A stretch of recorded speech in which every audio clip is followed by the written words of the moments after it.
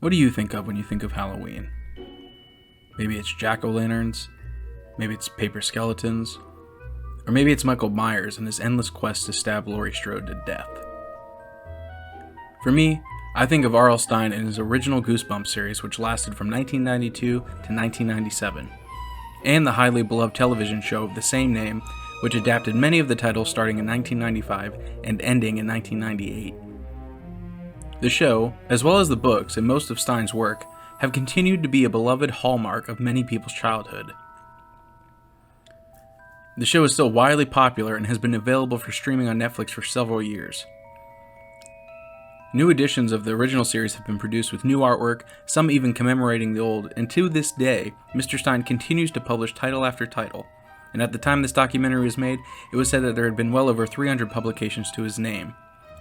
2 feature-length movies starring Jack Black were released in 2015 and 2018 and were well regarded and made great returns.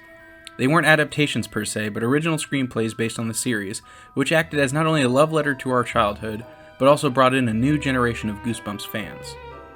So needless to say, the legacy of R.L. Stine and Goosebumps is a mighty one, and one with a lot of fans that owe many happy childhood memories to it. So what do I think of when I think of Halloween? I think of dressing up and trick-or-treating and all the different costumes I had. I remember watching horror movie marathons on AMC before the days of streaming. But most of all, I think of that horrifying shot from the TV series episode of The Haunted Mask, where the cursed masks levitate toward Carly Beth as she flees into the cemetery. I also think of Dr. Brewer trying to feed his kids plant food and stay out of the basement. And of course, it completely traumatized me as a kid as I watched Anakin Skywalker turn his head completely around in Night of the Living Dummy 3. But there's one film that stands out as not only my most beloved Halloween memory, but as the perfect summation of what I think of when I think of Halloween. And that is the made-for-TV movie, When Good Ghouls Go Bad.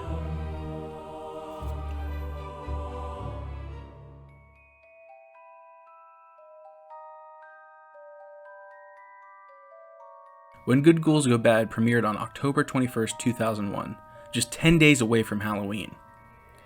I can still remember the promos leading up to its release and how excited I was. Premiere, When Good Ghouls Go Bad, tonight at 8, 7 Central on Fox Family. It will be a night to dismember. Anybody else want a piece of me? At my age, it was a new Goosebumps movie for all intents and purposes. Instead, what we got, I think, was one of the best Halloween movies ever. A classic that I think never got the appreciation it so very much deserves. A fine family film with heart and big themes and genuine scary moments that avoids the cheese and lower-tiered acting and camera work that usually accompanies TV series from that time. The film starred legendary Christopher Lloyd and Tom Amandes, whose acting career has been almost exclusively in television, and finally a young man named Joe Pickler, whose only other roles at that time were Beethoven's Third, Shiloh 2 Shiloh Season, and Varsity Blues. It received good ratings and centered reviews, mostly praising the film, but also deeming it as just another made-for-TV movie. But I think those that watched it and grew up with it saw it as something different. It stood out. It had pretty great performances considering the somewhat goofy nature of the story. It was well directed and shot, and even the score won an Australian Guild of Screen Composers Award for Best Music for a Miniseries or Television Movie, which was beautifully composed by Christopher Gordon. So for those that haven't seen the film or even heard of it, here's what the movie's about. Young Danny Walker is disappointed after he and his recently divorced father moved to Walker Falls to live with his Uncle Fred, who is actually his grandfather, but is known around the town and to everyone as Uncle Fred. With October 31st fast approaching, Danny struggles to deal with the fact that the town not only doesn't celebrate Halloween, but vehemently denies its existence. No one decorates, no one passes out candy, and no one even so much as says, You know what? That is of course with the exception of Uncle Fred, who adores Halloween and thinks it's silly that the town behaves this way, as does Danny's father, James, who sees it as an opportunity to not only bring the spirit of Halloween back to town, but get their family's chocolate factory up and running again. The town believes in a terrifying curse set upon them by the late Curtis Danko, who was a loner art student that accidentally perished in a kiln fire on Halloween night, and supposedly vowed destruction and death to the town should they ever celebrate the Night of Samhain. What follows is a heartwarming and thoughtful, as well as creepy story that celebrates the spirit of Halloween and family that, as I said, has never gotten the credit it deserves. Sure, there are fans like me who cherish the film and watch it every year. However, for many, the film is lost or hard to obtain. It is not available digitally on any streaming platforms and is no longer played on television. Instead, you can find a cheap VHS tape on eBay or $30 to sometimes $90 extremely rare DVD. That was until about 5 years ago when a YouTuber heroically uploaded the entire film for free. This is how I watched the film for many years until I finally purchased a VHS tape and then a DVD. That said, this movie deserves a Blu-ray release, or at least to be put on Disney Plus with films like Mr. Boogedy and the original Under Wraps. So as a fan, I reached out to some of the cast and crew to interview them about their memories of this film and what kind of impact, if any, it had on their lives. This film is for fans like me who have always wondered why has this movie kind of gone missing. And hopefully, we can find out together.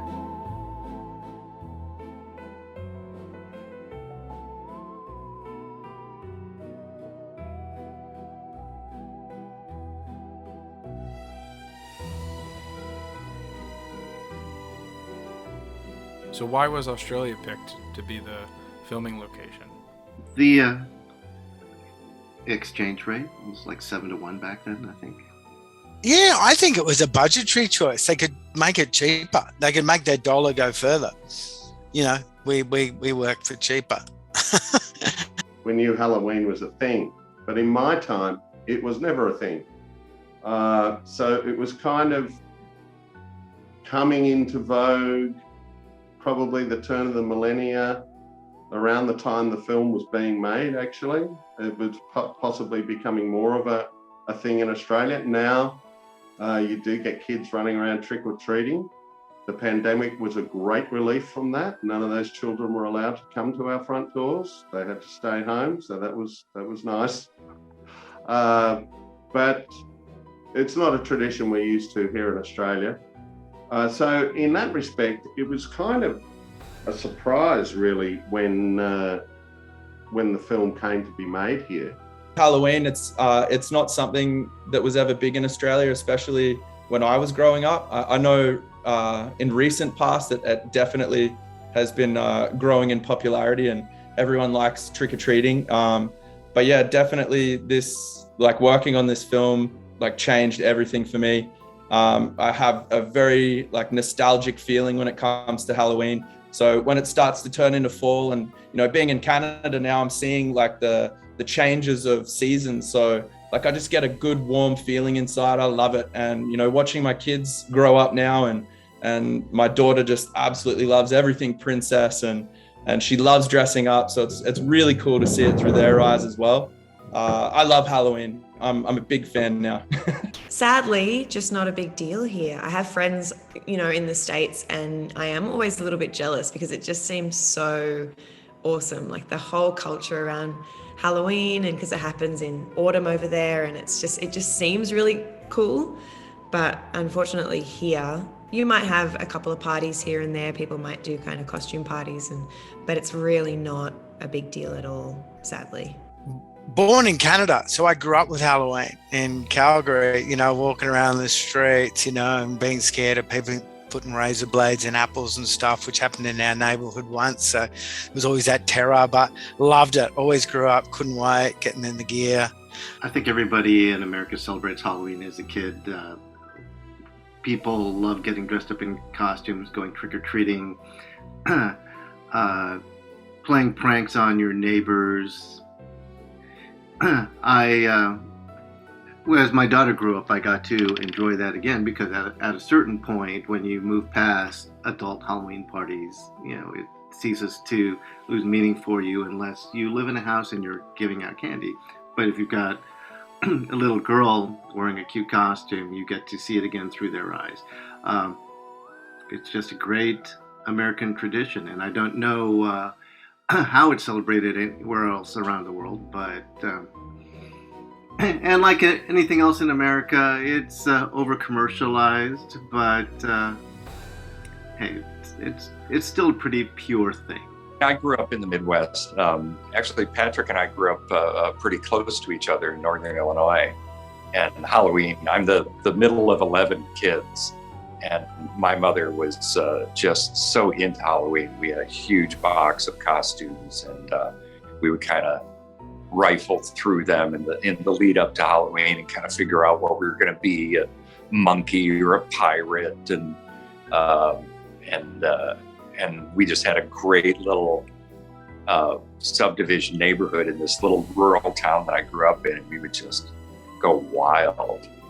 I remember my Halloween being 8 years old and going out with my brother, and we didn't have like fancy pumpkins to collect candy. We had like pillowcases, and I swear I had a full half of a pillowcase of candy by the end of it. Just serious haul, which my mother would take a little bit out each day and just throw it out because it was just too much. But Halloween was always a big deal growing up, and it was a huge deal for my kids. My older daughters grew up in Chicago, and Chicago just has a huge Halloween thing. And so my grandchildren are here now. So usually, for the most part, I'm here in Chicago. I'll come and visit Chicago for Halloween. Obviously, the last couple of years have not been quite the same. But I've got a 4-year-old daughter now, and we live in a suburb that it's very multicultural, and Halloween's not real big here, but we go out every Halloween, and generally, there's a couple of houses will have a few candies hanging around, and we'll get some.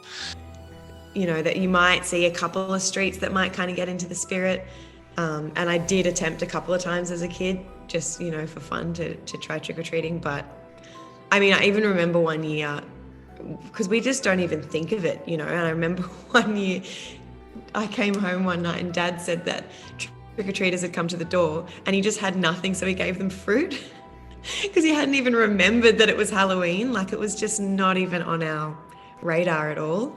And he felt so bad. He opened the door and there's all these kids in costumes, and he's like, anyone want an apple? I don't have anything. So we just, that's a bit of a good indication, I guess, of how into Halloween we are, unfortunately. They don't have pumpkins there. So they had to spend quite a bit of money fabricating fiberglass pumpkins because it's just not something, they just don't have that. They just don't do that. They don't do Halloween in the same way. I mean, most places don't do Halloween in the same way that the United States does. So yeah, that was one of the things where they had to create these pumpkins, and I guess it wasn't cheap. I mean, with the mountain of pumpkins in the movie, that was they used some of those, and then they digitally doubled or tripled or whatever to create that. But just to have on set, there just weren't. That wasn't something you could go out and find in Australia. That was one of the many things that they were like, oh, okay. But at that time, because it premiered on what was the Fox Family Channel, it became ABC Family, and now is Freeform, that network, obviously shooting at the Fox studios in Sydney, they must have cut them a pretty sweet deal. And that was why we ended up shooting in Australia.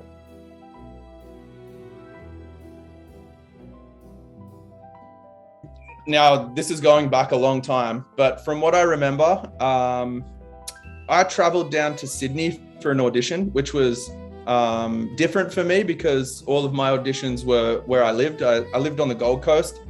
So there's a production area there at Movie World, and a lot of the content's, done on the Gold Coast. So yeah, this was a flight down to Sydney for the day to read for the part, which was very special for me. And then I came home and, kind of you forget about the auditions. You don't want to put a lot of weight to it. And I got a call back to, start the next part of the process, and headed down for I think it was wardrobe calls and, makeup calls, getting the hair right. And then the process just rolled. Mum and I moved down quite quickly to start filming. It was a very quick process. I started acting super young. I was acting at 6 or 7. And around that time in my life, I was working a lot. I was pretty busy as a kid actor. So I went to the audition, Even the casting agent was one of the kind of top casting agents in Sydney. And even that was a place that I was pretty comfortable as well, because I was just in and out a lot and working a lot. So it was just like kind of another thing that came up, and I was excited because it was American and I got to, get my accent out and, all of that stuff. But yeah, I only recall one audition. There may have been callbacks, but I have one that I really remember where Patrick and I think Steve as well, the producer, I think they were both in the room. I remember Patrick being there. And I think from memory we did kind of that first scene at the funeral on the bench, where you really get to meet Dana in the first place. That was, I think, the audition scene, because I feel like I still remember those lines really well. And yeah, I did the audition, I remember, and then before I knew it, you're in at Fox Studios in Sydney, meeting the rest of the cast, and it's all happening.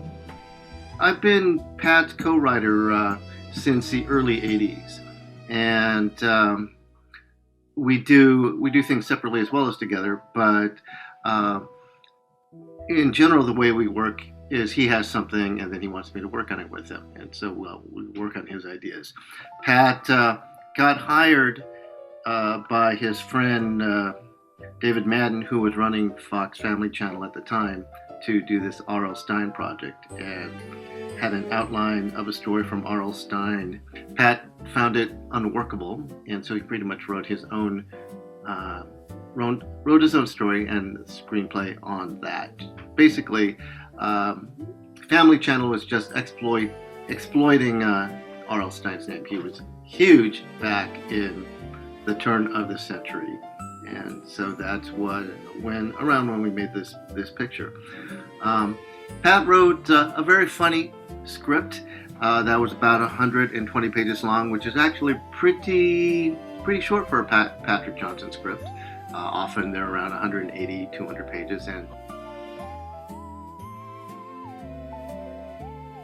Patrick's great. He's very tongue-in-cheek, and we had a lot of sort of a common language growing up as we did, and because we have so many friends and actors that we know in common, and he would refer to those. But we had a great time. We hit it off very well.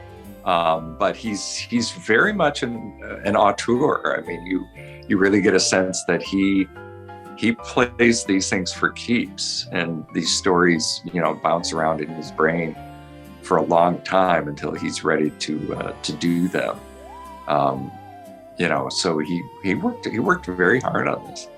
He was already in Sydney, Australia, doing prep on this picture, and he was told he had to get the script down to 90 pages.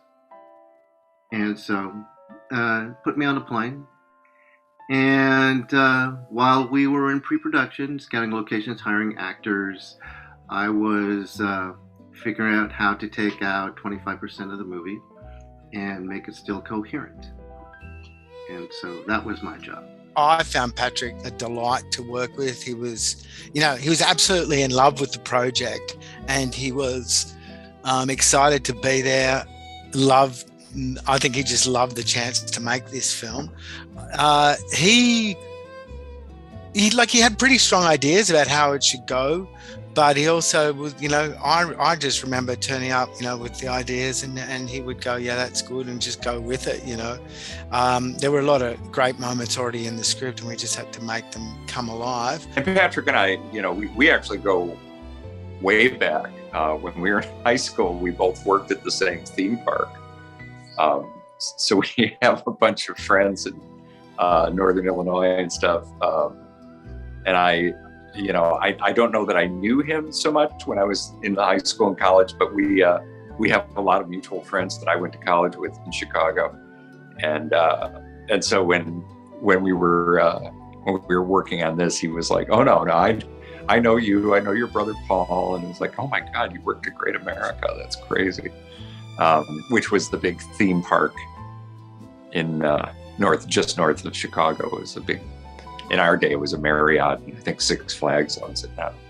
But we've stayed close. I'll give him a call after this. I was going to call him today, but time got away from me. Because I always like to check in with him and see how things are going. I remember working with him very, very clearly. I think growing up acting, there was just sort of a handful of actors and directors that really made a really big impact on me, and Patrick was definitely one of them. I absolutely loved working with him. I don't think we really were treated as the kids on the show. To me, it more felt like Patrick was one of the kids. He came and always brought this energy and kept us going and kept us so excited. And he is such a passionate person, and he brought this passion and energy into every single day, which I just loved working with him. And I was never really made to feel like I was one of the kids. We were kind of just all part of it together. And I think, as you were saying about the relationships and how well everybody gelled together and all of our chemistry, really that trickles down from him, from having a great director that can get everybody working together on the same page and with that same passion and fun. He really brought a lot of fun. As soon as we started working together, I just thought he was just the coolest guy ever. He's a great guy. From what I can remember, he was very attentive. He would listen to you as a human being. Like, I know there's the old saying, don't work with children or animals.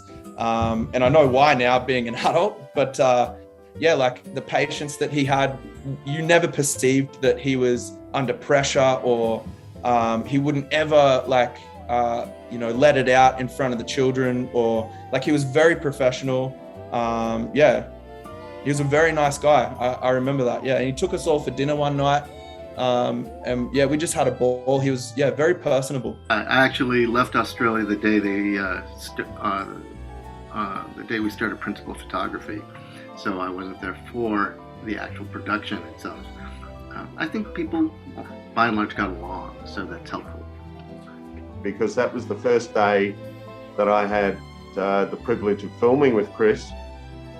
I'd seen him around about the set, I guess, but then to sort of perform with him, get up close, personal, that kind of thing. I mean, you don't get more personal than chopping someone's hand off in the automatic window. So, it was fun. He was fun. Definitely the scene where Christopher Lloyd loses his hand. That was amazing.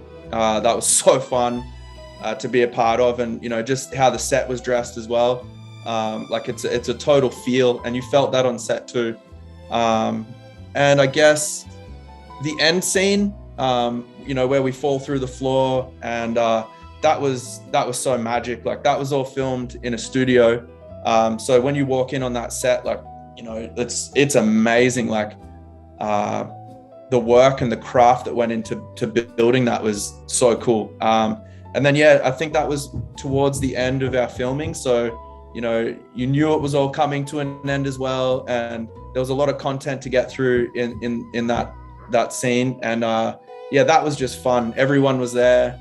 It was a real buzz. It felt cool. Yeah, as a kid, the whole experience was just really fun, and that came from Patrick, really. He made it so lighthearted and energetic the whole time, and so I was not really stressed about it, I guess. It was just kind of in the moment, and having American actors around all the time and having the accent around you all the time as well, it was just not really something that I was thinking about too much. I mean, on set, it was myself, Joe, Brittany, Daniel. That was our little clique, and we always hung out together. And then Joe had a stand-in. Forget what his name was, and I think Brittany had a stand-in as well. So it was just the group of kids. We were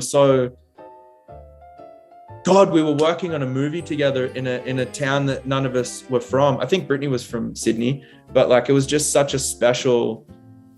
I don't know how to explain it, so different to our normal lives, I guess. It was such a special time, and we all clicked. We were all good friends. But I think for the most part, Joe and I stayed in contact. I really seen myself going to LA and hanging out with him when we were adults, and I really wanted to see that come to fruition, but obviously life has other decisions and takes other paths. But I was able to connect with Brittany again after speaking with you for the first time, and she told me about her interview with you, and we connected, and I learned about what she's done in the last 20 years, and we had a little conversation, and that was awesome. It was really cool. A little look back into a world so far away. It was interesting, of course, shooting in Australia. I remember the first day we were shooting, I think the first shot we were shooting in an actual graveyard. And the very first shot of the first day, they had the camera up on a ladder and it fell. And there's a whole protocol. If a camera gets dropped, because this was film, this was pre-digital, and it was all, Panavision rentals and stuff. When a camera is dropped, there's this whole thing where the set basically shuts down, and the camera crew has to do a whole inspection of it to make sure that everything is, because you do not want to take a camera and then spend a day shooting and then find out that none of the film is usable and you've just blown all that money on nothing. So I remember just thinking, oh my God, this is not the way you want to start off. We're cursed from the beginning, but that was not the case. But it was, it was really fun shooting in and around Sydney. It was beautiful. It was a pretty drawn out process for me. I did an audition. Look, I can't remember what year it was, but right. And it was pretty good. I was just called in. The director, Patrick, wasn't there, and I just did it on tape. I don't think they sent it back to the US because it was shot in Sydney, as you probably know, in Australia. And I did that, and I kind of didn't hear anything about it for a long time, like months and months, maybe 4 months. And you just, as an actor, you think it's gone away. That's it. We'll never hear of it again. And then I got a call and said they wanted to put down another one. So I went into the audition place, which happened to be a spooky old church in a suburb called Glebe. And I did another audition there. It's actually not an audition house. They've moved now, but it was a spooky old church on the side of a hill that they used to do the auditions in. And I did another one. And I think Patrick was there that time, and it went pretty well. And I walked out, but there were a lot of really good actors there. So he always just go, dunno. And I walked out, and again, I think it was a really long wait. But I guess because there was a younger version of my character, they probably had to match up getting the kid and the adult, so he looked a bit alike. So, I thought it had gone away. Then I got a call going, turn up to wardrobe, get into your sheriff outfit, and I was very excited. I really loved it. I thought the script was fabulous and really funny. For a kids movie, I thought it was really, really funny. Well, I don't think anything in the script was really too challenging for the actors to do. And when it comes to Joe Clement's part, Coach Cankle, Patrick, when we saw that guy in prep and were rehearsing him, Patrick kept telling him that it's impossible to get too big, and so you wind up with Joe's over-the-top performance, and it's wonderful. I think, by and large, people just had fun with it. And I just remember I had a very clear-cut version of who this character was. There was no, let's say, it wasn't, the genre was not naturalistic. I could see that. It needed to be heightened. It needed to be cartoon type characters in a sense. All the characters were very clearly drawn and clear types in American culture. And so I gave them that read, and they loved it. I could tell they loved it as soon as we put it down. That's it. That's what we want. So I thought, well, I'm in with a chance here, and I just left it at that. Returned to Melbourne and got the call and it was a pretty quick turnaround. We were back up in Sydney, and I remember they accommodated us in this beautiful harbourside accommodation, and we were off and running, filming pretty well straight away. So it was a pretty fast process. Didn't have a lot of time to get anxious or nervous or worry too much about it, which was probably a good thing.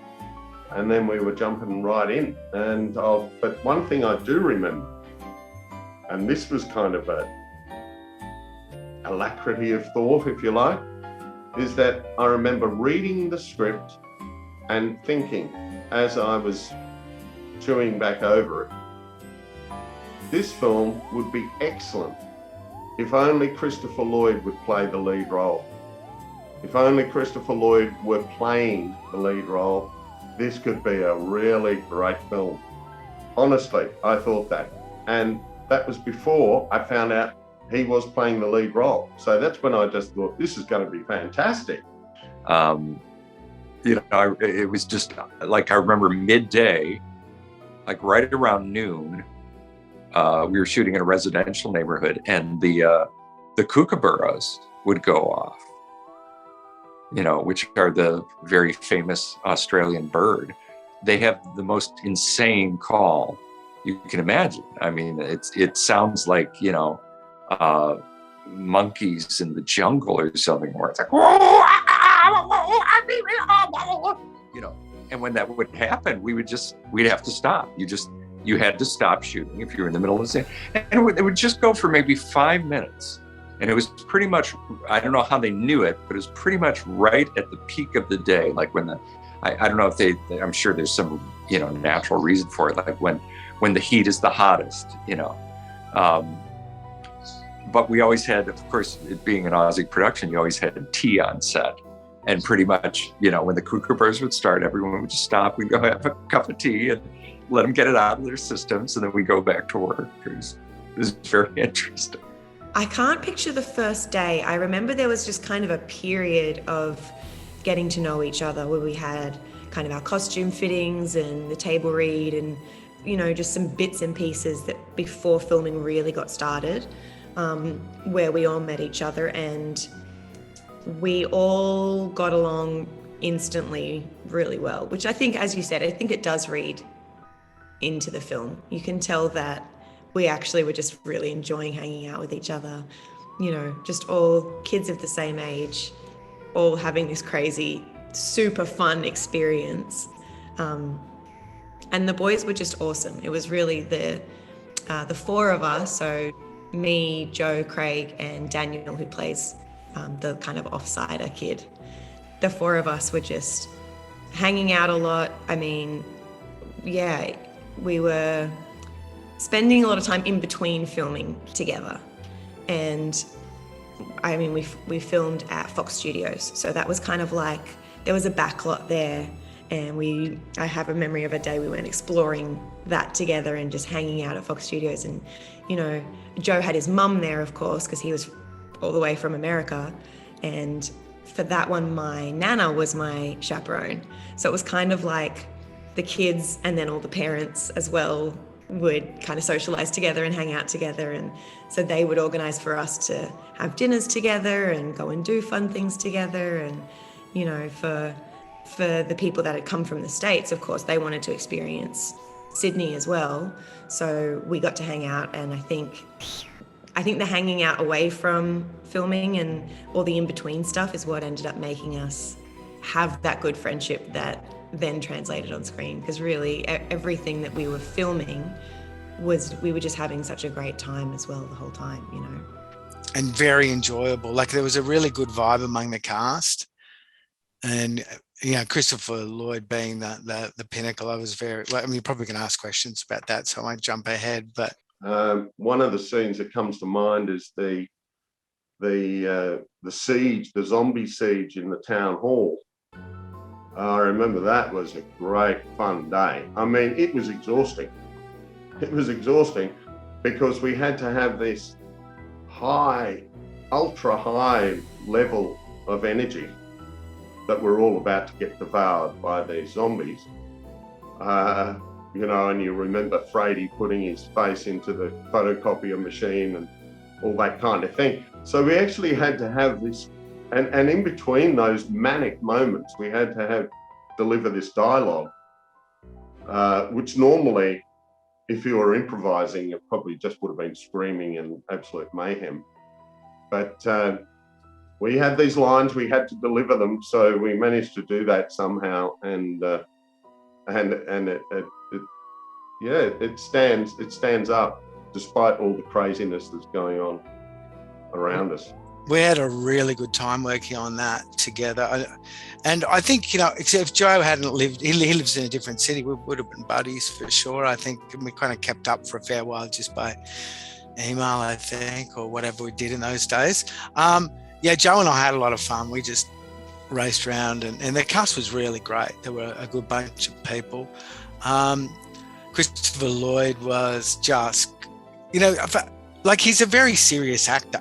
Like, I think he takes his job very seriously, and he's really a good. But there was a moment I just remember sitting in. We had a big hall scene where, and it's being announced something about the banning of Halloween or something like that. And Christopher Lloyd just sits there, and I'm pretty sure it was unscripted. I can't remember though. And he just goes, "Scary, huh?" It's good. It's woo, costumes and stuff. Scary, huh? Oh, goodness. You know, in that Christopher Lloyd kind of voice, and the whole room just fell apart laughing. It was so good. I remember, I still say that, you know, twice a week. Scary, huh? You know, it's just, it was a great moment from Christopher. It was so wildly different than something that I'd worked on before. Just the camaraderie between the cast, like, I clicked with Brittany and Joe, and like our little ensemble of kids that was there. Like, we had a teacher on set as well, so we would all, you know, go to an area and hang out. Like, I really felt like I was a part of something great. Yeah, it was awesome. The main scene for me that I don't know why, but the main scene that I really remember filming is at the Oktoberfest auction with Cheesy the Clown. I just have really strong memories of the pair of us sitting there having, you know, me having to act all grumpy and just loving it, loving seeing Chris in the clown gear, and there was all the kids around, and that was probably, I think, about a full day filming.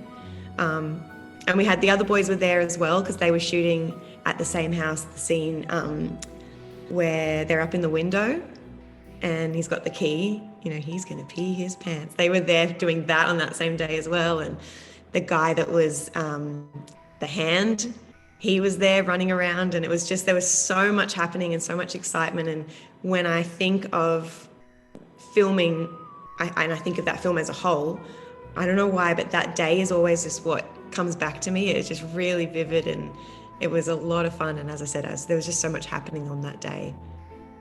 It was just, yeah, it's not a thing that you can look back and just go, what was that? You know, you just think of the people in the Oktoberfest outfits, and as I said, Cheesy the Clown, and then we're holding this, you know, big box that's meant to have all these limbs in it. And yeah, it was so much happening, but it was such a fun day. I really remember that day very vividly. The moment I remember, I mean, my biggest probably stuff up in the film, or fuck up, is there was a big kind of one of the finale scenes, and the zombies were taking over the town, and I was in the police car with a whole lot of zombies chasing into town after me. And I was sort of, the setup was I was in the police car, the cruiser, by myself and driving, and there was about, you know, literally probably 80 zombies, you know, people dressed up as zombies behind me, you know, just standing around getting ready to do the take. I was going to drive, and they'd all chase me into the park. And as we we did a couple of rehearsals and we got to do the take and I'd left it into reverse. So they rolled action and I reversed at fairly high speed into 80 zombies. And I could see in my rear vision mirror, zombies flying left and right. No one got hurt, thank God. But, I realized and chucked the brakes on. But just to me, in the rear view, just seeing these zombie people just flying out of the way would have been a great shot. Wasn't in the film. Yes, he specifically wrote it for Christopher Lloyd. He was actually doing Christopher Lloyd impressions before we even hired Christopher Lloyd. He was lovely to work with. Imelda was just a sweetheart. Joe Clements was hysterical. I mean, it was a really good cast. Brittany was cute as could be.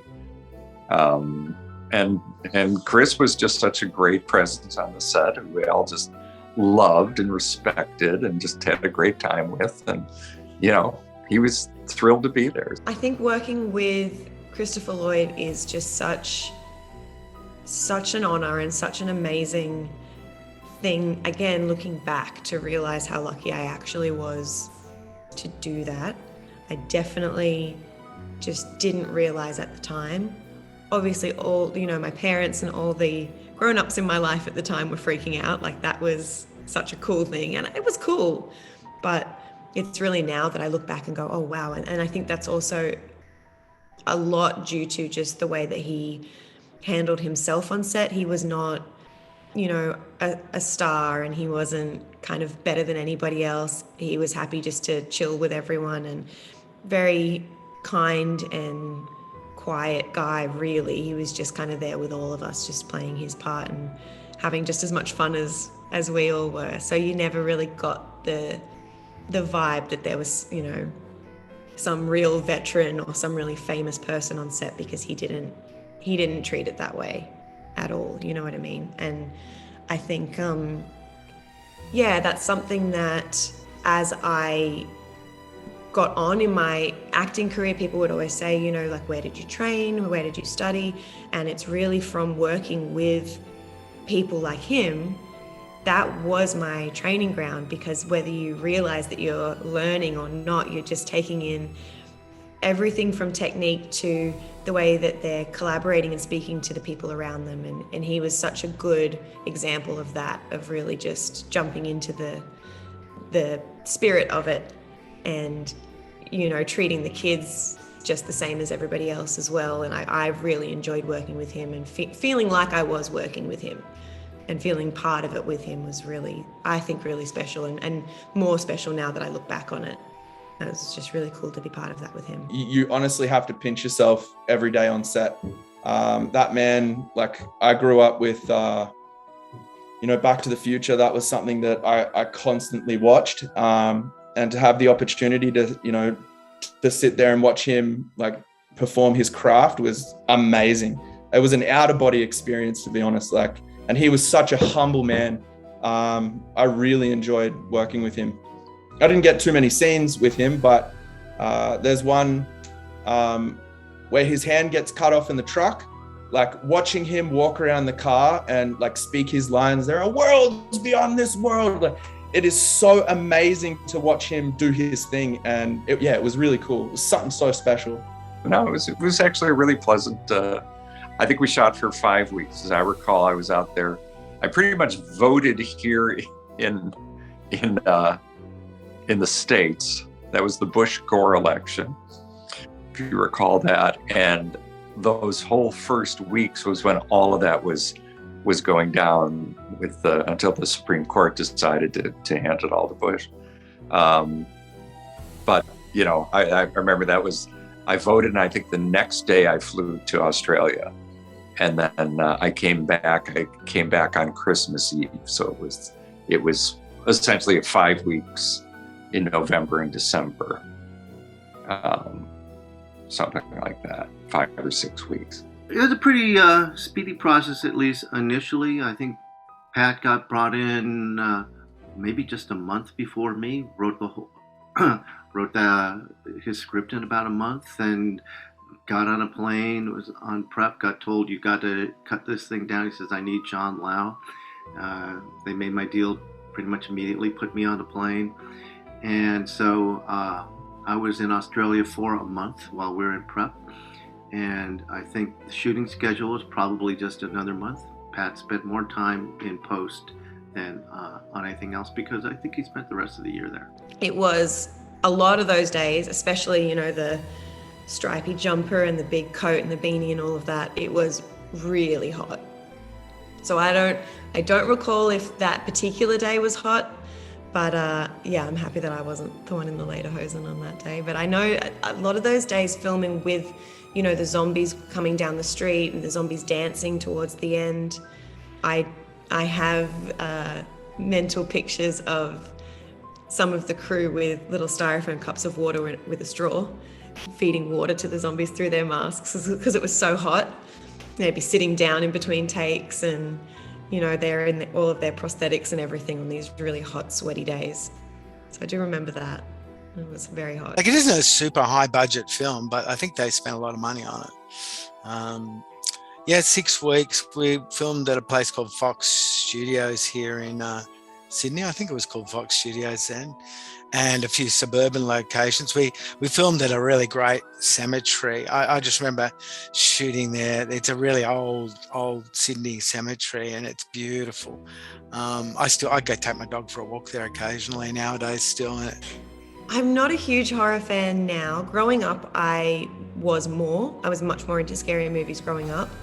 And really, I love acting, but for me, I just always loved just being on a set and being part of it and seeing how things were made and seeing how special effects, you know, just being part of the behind the scenes of something, seeing how the shots were set up. And there was so much of that to take in on this film for, you know, little 12-year-old sponge me, of just seeing how so much of this was coming together. That side of it I absolutely loved. Like, I loved seeing all of these people, you know, they had a little bit of makeup on and then they would add these masks or they'd add some prosthetics, and seeing them go from a person into the zombie was just so cool. And all of those other little extra bits and pieces that, you know, when would you ever get to learn something like that apart from being part of it and just have it happening around you? So yeah, it wasn't necessarily scary being part of it because you were seeing, you know, behind the curtain, I guess, but it was really cool. It was such an amazing education in filmmaking, just to be there and to see all of that and see the behind the scenes of how it all comes together.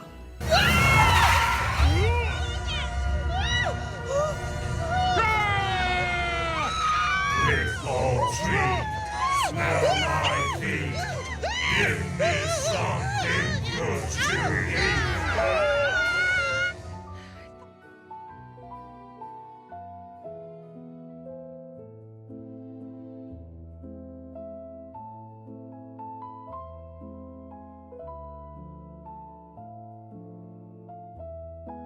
I was aware of it when it happened, just because, you know, you're just going through the paper and you see this article and you're Joe Pischler, and then you read it, and then occasionally I would just check on the internet about it, and yeah, it's a sad story. I stayed in contact with Joe after filming. Like, we clicked. We were like brothers. We really were. So during filming, it was myself and my mum, and then it was Joe, his mum, and then his sister and his little brother as well came over. So like, yeah, we all hung out, we all clicked. It was a really cohesive group. So when they went home after filming, we stayed in contact. And this is, you know, before cell phones or in like social media. So we would do the long distance calling, and you would have lag in the phone call. And yeah, it was quite fascinating. You'd have to stop. Oh no, you go.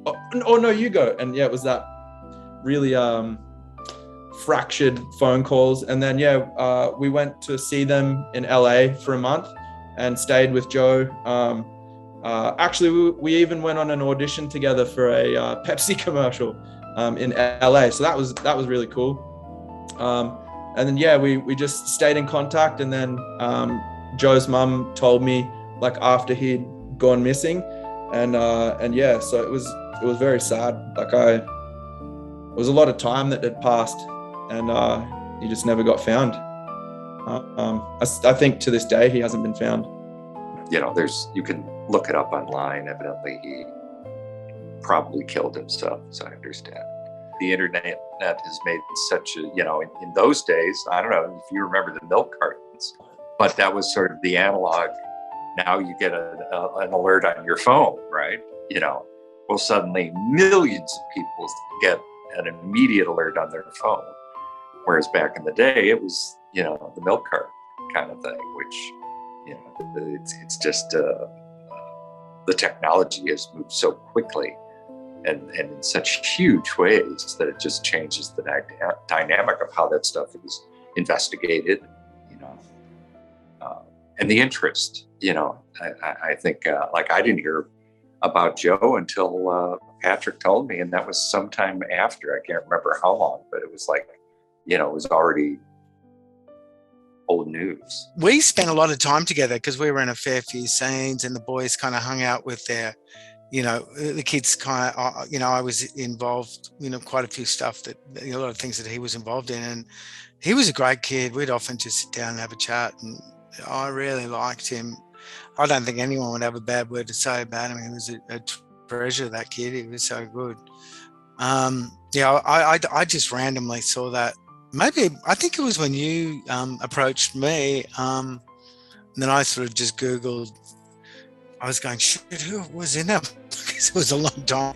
And then I saw that Joe had died, and it was really sad. I actually think it was Craig that told me. I think I ran back into him years and years later. I was doing a TV show on the Gold Coast. Yeah, maybe 7 or 8 years later, and Craig came on as like just a guest. He was on for sort of one day, and I didn't realize it was him that had been cast. It was just this, you know, random little character, and there he is in the catering truck, and it's Craig, and it was so amazing. So we had a, like, you know, lunch together and had a catch up, and I think it was him because he and Joe were quite close during filming, and they stayed in much better touch than I did. I think their mums stayed in touch. So that's sort of how he found out, and I really had no idea. And then, of course, then went online and had a look, and it's just one of those really surreal things to be told and then to look into, and particularly because it's so open-ended and there really hasn't been, you know, any kind of resolution put on it. Just is very strange and heartbreaking, really. She was always with him, whatever job he was on. Like, they had such a dynamic team between the two of them, so much support for her child. Yeah, it was so cool to be around. I still talk with Kathy every now and then, and she sent me, we were carrying around cameras and just filming each other during filming, and yeah, she sent me a couple of those clips. They're like an hour long of just so much stuff, man. We were just goofballs in the city, and yeah, it's so cool to be able to go back and look at, you know, uncut us just mucking around as kids. I remember him very vividly, and he was very busy because he had a lot to do. You know, he was a star. He's the star of the show, and beautiful kid. I guess he got older and hit adolescence and maybe had some issues there. I'm not sure what the story is, but I just pray that he's okay, because, I mean, at the very least, let's draw awareness, attention to the issue of missing persons, because there are just so many people going missing. Some of them want to go missing. They want to disappear. They want a new life. I can understand that. Everyone has moments like that, but some of them, it's not by their choice. And we just pray that they escape that situation, escape that kind of danger that they might be in, and find a new life. But yeah, very concerning. We were devastated to hear about that. It's interesting because I was watching last night, and there's a scene where it's Joe, myself, and then my henchman, and I was like, wow, that's really sad. 2 out of 3 of those people aren't here anymore. Like, so the guy who played my friend in that movie, he passed away as well. And I don't think it was too far after Joe.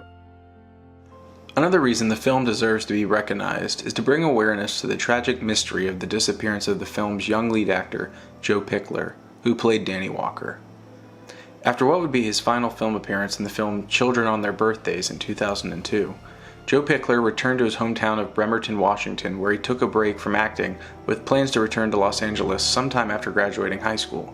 Sadly, this would never be. On January 5th, 2006, Joe spoke to his friend on the phone around 4:30 a.m., and that was the last time anyone had spoken to him. Earlier, he had last been seen playing cards with friends and was in good spirits. On January 9th, Joe's silver 2005 Toyota Corolla was found and abandoned behind a Bremerton restaurant. On January 16th, his family in Bremerton officially reported him missing. Some writings Joe left behind may have hinted that he was depressed, but both friends and family state otherwise. And while the police suspected perhaps that he committed suicide by jumping into the Port Madison Narrows nearby, his body was never found, and dogs never found a scent. His family is reported to have suspected possible foul play, and not suicide, but no such evidence, one way or the other, has ever come to light. Joe Pickler quite simply vanished when he was 18 years old, and he has been missing for almost 20 years with no new evidence, but his family has never stopped searching for answers. In a statement by Joe's mother, Kathy, written around 2012, she said, "My son Joseph Pickler went missing 5.5 years ago. His case was handled so poorly by police, and most of the evidence was lost. Their mistakes were because local police didn't know the correct procedures for missing children/persons. Since the disappearance of my son, my local law enforcement has learned to handle these cases much better. For that, I am thankful. It helps find some purpose for my family's tragedy. Joseph is not a runaway. That's the only thing I know for sure about his disappearance. After nearly 6 years, we still have no resolution. Since Joseph's disappearance, my focus has been to help raise awareness of our nation's epidemic. I also struggle to get through each day without answers as to the whereabouts of my missing son. Our system is so very broken in so many ways. Through education and prevention, there is hope. I keep looking for purpose in my son's disappearance. The only way I've found anything positive about my loss is when I help others live this nightmare. I do understand the suffering of other parents. Now I try to work for a better future so that others aren't forced to wear these shoes." Joe and his family deserved better and still do. My hopes are that one day his case or this film may have its day in the spotlight and result in new evidence or answers.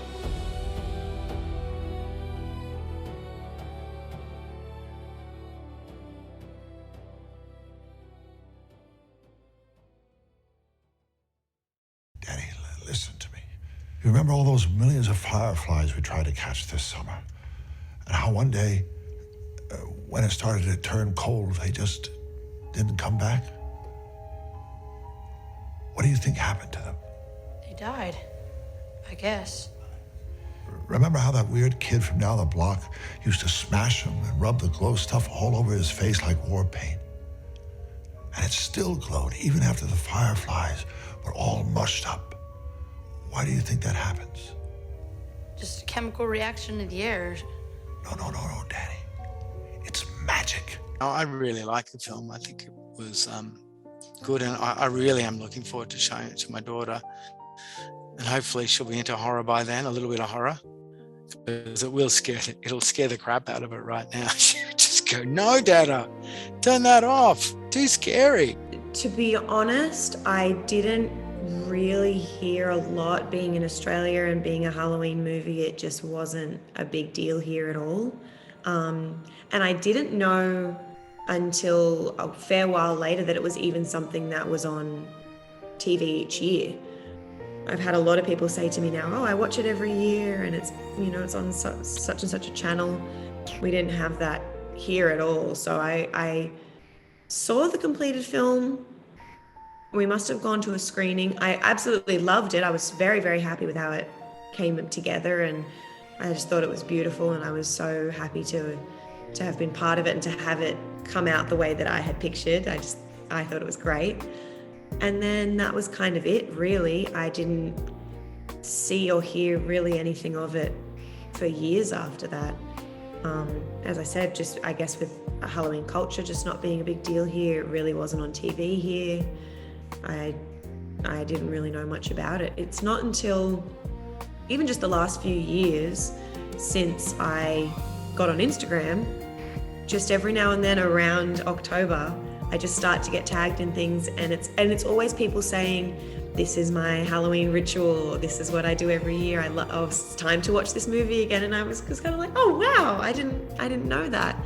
I didn't know it was part of people's memories or, part of their childhood, and it's really well loved. The people that watched it and grew up watching it really have such a fond memory of it and such a place in their heart for it, which I had no idea about. So it was really, really cool. In the last few years, I've had people tagging me in all sorts of things. I've seen a guy dressed up as Curtis Danko for Halloween, just things like that. YouTubers doing reviews, and I just had no idea that it was still on anyone's radar, and seeing people being so, excited and nostalgic about it now is amazing. I just had no idea. That I just thought it was kind of done and that was it. So yeah, hearing from people like yourself as well, who as you said, that you watched it growing up, and it's awesome, but I had no idea. Well, and I think one of the things I've learned as an actor is that sometimes these movies, especially holiday movies, the year before I did a TV movie with a very young Hayden Panettiere and Ali Walker. It's a thing called, I think it's called If You Believe, and it was on Lifetime. And it's sort of a bit of a retelling of A Christmas Carol, where Ali Walker plays a very driven literary editor who just has no time for anything but her work. And Hayden plays her younger self, who comes back at Christmas time to, remind her of how much fun she used to have as a kid. And I'm a writer that she's working with, and she doesn't have time for romance or anything like that. Of course, we end up falling in love. It was a very sweet movie that was on Lifetime for a few years, starting around the same time. And it was just when my son was in high school, we ran into a family, friends of his, and they were like, "Oh my God, you're the star of our favorite Christmas movie of all time. We watch it every year." And they had a well-worn VHS of it, and it was just like the way that you're describing with Ghouls. It's just, that was like a family tradition. They would sit down and watch this movie. So there was one time they were like, "Would you guys come over and watch it with us?" And I was like, "Sure." So we went over. It was very interesting because that was actually right before my dad died. In fact, he was not doing well, and it was really a difficult time for me. And I've sort of learned that when I'm in those two difficult periods of my life, I lose memories. Like I was watching scenes in that movie going, I don't remember shooting this at all, but it was lovely, and it held together very well. And Hayden is, I think she was, I don't know, 10 or 12, but just cute as could be. She was like a Shirley Temple with the curly hair and just so cute and sweet and great to work with. But it's interesting. I've learned that some of these things, even though you feel like, oh, that was in the past, for some people, this was, an annual tradition. I'm proud of it. It's an overall positive experience, and you can't always say that when things get made. Often when things get made, There are a lot of compromises you have to live with in terms of creatively as well as personally. And by and large, this was an overall positive experience. I feel really lucky and privileged to be able to show them that. And, you know, my daughter, the first time, she's like, "That's you?" I'm like, "Yeah." She's like, "Wow." Like, she couldn't really comprehend, you know, that was me when I was younger and I was on TV. Like, yeah, it's something special. It's really, really cool. Very, very, very fond memories. I think I might have been away when they premiered it. Yes, I was doing a lot of theatre in those days, and I think I was touring and I didn't get to go to the premiere. I'm pretty sure I didn't go. So I saw it on DVD. That's my memory of it. I might be wrong. But yeah, everyone who saw it really liked it. Thought it was really fun. Like it wasn't a huge blockbuster, you know, it didn't get a huge release. I think it was a shame it didn't probably come out a few years later when streaming was around, because like you say, it is lost a bit now. I do remember it was probably about 6 years later, there was a matinee screening of the film on Australian television. It came on at midday. But it kind of came and went without much comment. And it was just another kind of Aussie movie. Well, no, it was just a kind of a movie that was seen at midday and nothing was said about it, which I just found incredibly a missed opportunity in many ways, because so many of the cast were Australian. The network could have promoted it as an Australian production, as a Chris Lloyd film that was made in Australia. But they didn't do any of that. It was just screened as just sort of this run-of-the-mill midday movie, and nothing was ever said about it. And I haven't seen it since, except on one occasion on a streaming platform here. It was one of the minor ones.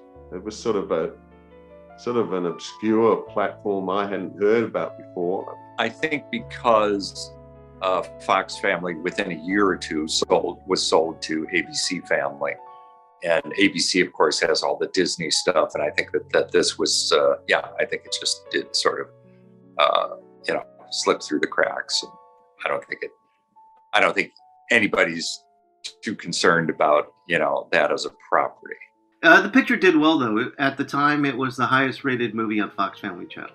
It did well. It's and judging by your own experience, people who've seen it love the picture. Definitely, and seeing things come together, because obviously when you film, everything's very sporadic and locations, and so seeing the story come together was really special. It was really cool, and I don't think it was a couple years after.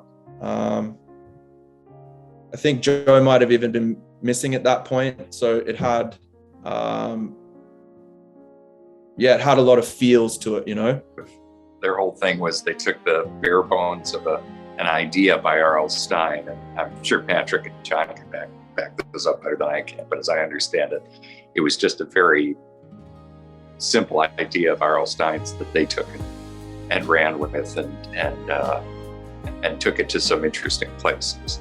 And it's a long time ago, man. That's this has been racking my brain. Like, I thank you from the bottom of my heart to bring this back up, because it's a project that was like I was so fond of, and like it has a big implication to my life as well. Like, now with Halloween, like I never had it as a kid, right? So it's like bringing up so many good memories. And like my mum sent me, because I live in Canada now, she sent me a box of all the photos and stuff, and we got scrapbooks. Like Joe and I stayed friends, and like our families were really tight, and we got like scrapbooks over with like so many memories from the movie, and just hanging out in Sydney together. And dude, this has been blowing me away, and my kids love the movie now, so we're watching it. Like we watched it last night. It was sick.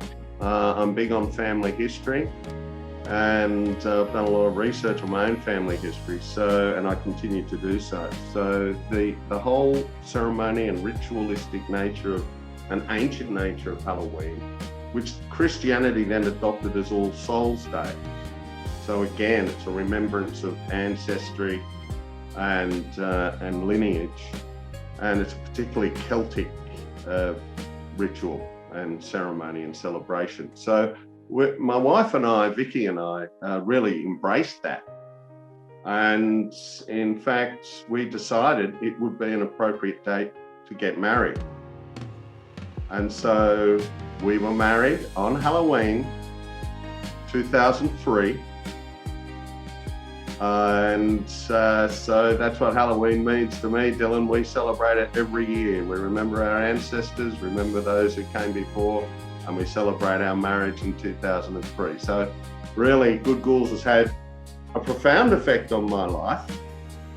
And I think, yeah, I really like Dana's line, again, to go back to being in the haunted house. If you don't get to survive being scared as a kid, how are you ever going to survive being scared as an adult when there's so much more to be scared of? Something that people have said to me, that they go, oh, like, that's such a deep line. And really at the time, I didn't really think much of it. And it's something that later down the track, I watch it back and I'm like, yeah, she's not wrong. I love that line now. And as I said, I've had other people say to me that they love that line.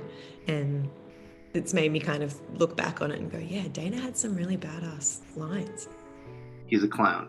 And Coach Kenkel finds him and says, "You the clown?" You the clown? And he's a clown.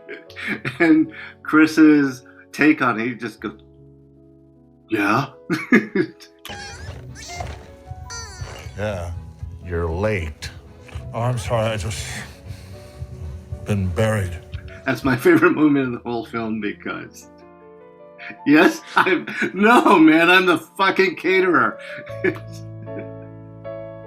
He'll just keep at it. He'll just keep at it. There's got to be a way that Kenkel can be king of the world. I'm king of the world!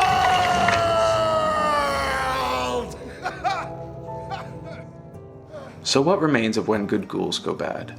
My estimation is a small but strong fan base that absolutely loves the film, because every time we watch it, it takes us right back to those Octobers when we were kids and would be so excited to go pick out our costumes and go trick-or-treating, or watch Disney Channel, or even go to the Scholastic book fairs and rush to the Goosebumps section. The attacks on September 11th were not even 2 months past when Ghouls premiered, and sadness and fear were felt by all. But for the kids, who were too young to understand the gravity of evil that had just occurred, we still felt and saw the effects of it on our parents and teachers. And TV was a way to escape and feel safe and okay. And so I think that's why Good Ghouls wasn't as preserved or promoted or even reviewed as well. Adults had minds elsewhere. And here comes what appeared to be just another TV movie aimed at kids. But the truth is that at that time, we needed movies like Good Ghouls. A movie about family and community and love and life and death, and mystery wrapped in comedy and horror and wonder at the end. I don't want to spoil anything, but the lesson we learn about Uncle Fred at the end, when the origins of the curse of Curtis Danko are revealed to Christopher Gordon's beautiful score, is something I've carried with me all my days, which is how simple it really is to love and do good in the world. Start with your neighbor, or a classmate, or a family member, and it spreads. Halloween, like Christmas, is less about what you receive, and more about what you give and the memories you make with the ones you love. It's in these memories and longing for the past that we share that we can learn how to preserve the future and forgotten gems like When Good Ghouls Go Bad. Each of us is flawed, but we are all here to learn every day, and if we can learn to cling to love and forgiveness over hate and envy, we can have peace in the here and now. Life is a strange thing, but death is simple. And it's in the in-between that not only do we learn to accept that, but find the answers to the questions that haunt us.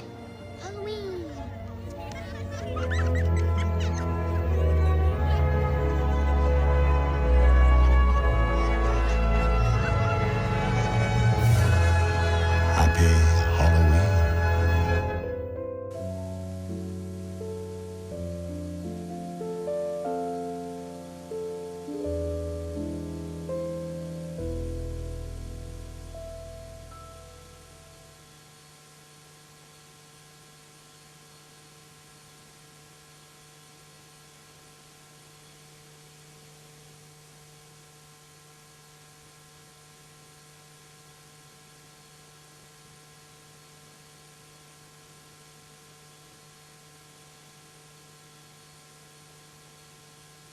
Isn't it time the Vikings won another Super Bowl?